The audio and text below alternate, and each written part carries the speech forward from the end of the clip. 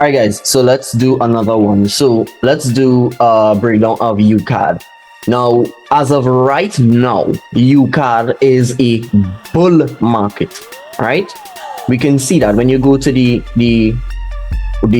monthly time frame, you can tell that definitely it is a bull market, right?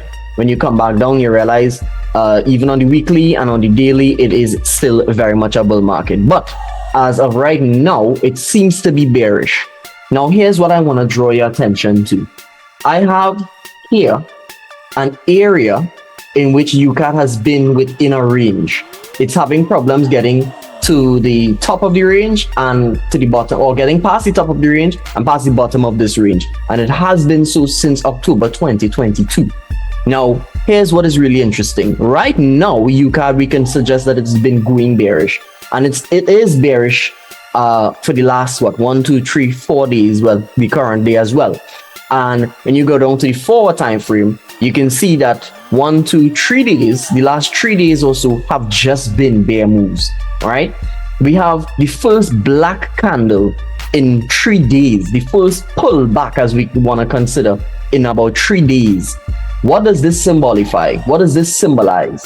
It symbolizes maybe UCAD could be running out of steam, as well as it could also be UCAD coming back for some liquidity to then further drop.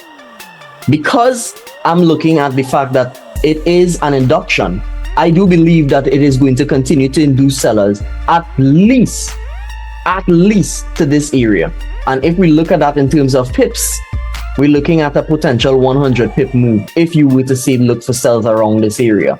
I do believe it can continue to this low, because why not complete the induction? You feel me?